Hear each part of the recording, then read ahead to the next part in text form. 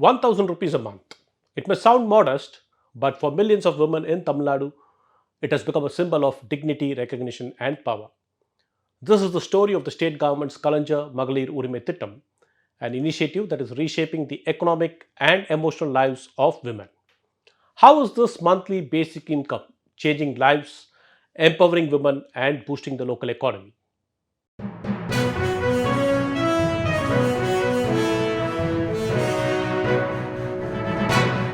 Vanakkam. This is T. Suresh Kumar. Thank you for joining me in this episode of the Hindu Focus Tamil Nadu. The State Planning Commission recently released its impact assessment report for the Kalaignar Magalir Urimai Thittam.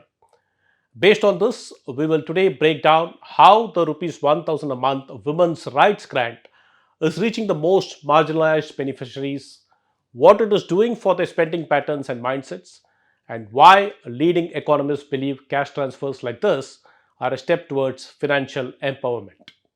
Let us first begin with some context. 4 years ago, just before the assembly elections, DMK leader MK Stalin made a promise: rupees 1000 every month for women heads of families if voted to power. At that time, this was widely seen as a mere election freebie.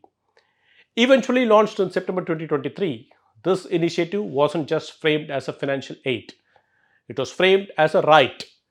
The scheme acknowledges the often overlooked labor of women, their endless hours of caregiving, cooking, and household work.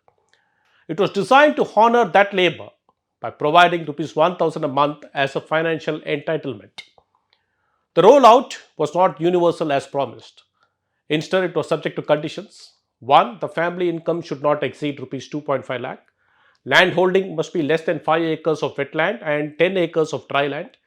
And the annual domestic electricity consumption must be less than 3,600 units. The Planning Commission study surveyed over 10,000 households covering both villages and urban wards. They found that about 60% of households surveyed now benefit from this program, which is helping to build a foundation for economic independence. The reach is even stronger in rural areas where nearly two-thirds of households are covered. In urban areas, just over half benefit from the scheme. This program is also quite inclusive. 46% of the beneficiaries in villages belong to the scheduled castes and tribes. Around 1 in 5 come from the most backward classes. The beneficiaries are diverse. About 15% are senior citizens, while roughly 1 in 6 are single women, including widows, separated, and unmarried. So, what happens once the money lands in the bank accounts? For many women, that rupees 1000 is more than just cash. It represents stability. According to the study, a large part of the money goes towards essential needs.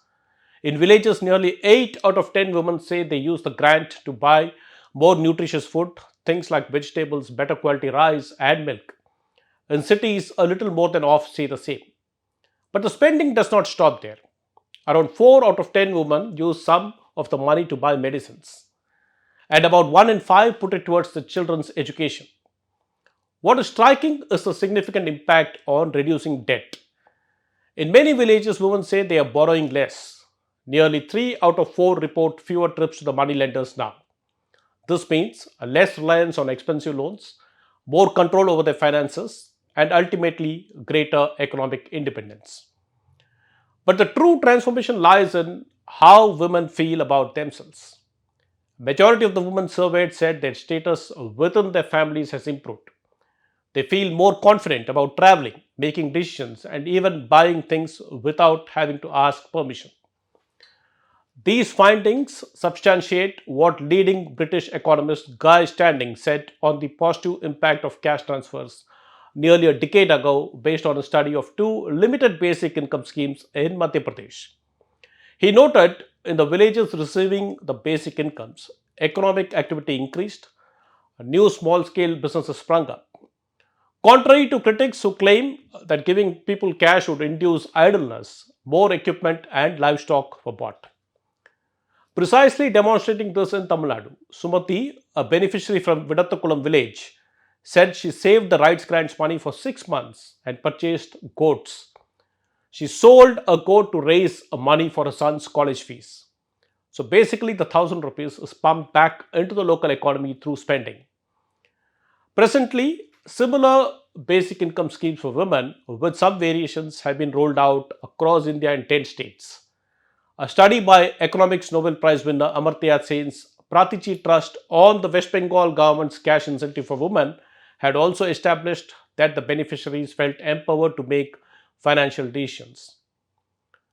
During the Planning Commission study, Dhanalakshmi, a domestic help in Chennai, said the basic income has reduced her anxiety about losing a day's wage if she took leave.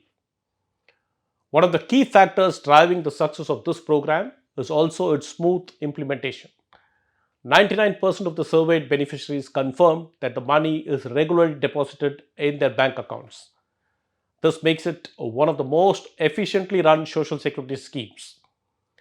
This year, Tamil Nadu has allocated over rupees 13,800 crore for the scheme, benefiting an estimated 1.15 crore women.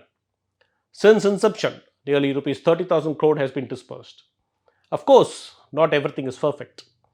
Some women who have qualified say they have been left out. Deputy Chief Minister Udayanidhi Stalin acknowledged this. He recently told the Assembly the government is processing 28 lakh new applications and the eligible new beneficiaries would receive their entitlement starting from December 15th of this year. So clearly, from financial support to emotional strength, the Kalaignar Magalir Urimai Thittam has opened new doors for women across Tamil Nadu. It is a reminder that progress rests not just on policy, but on recognition and respect. Let us hope this journey continues and that every woman feels the dignity she truly deserves. On that note, this is D. Suresh Kumar signing off. I shall meet you in another video. Thank you.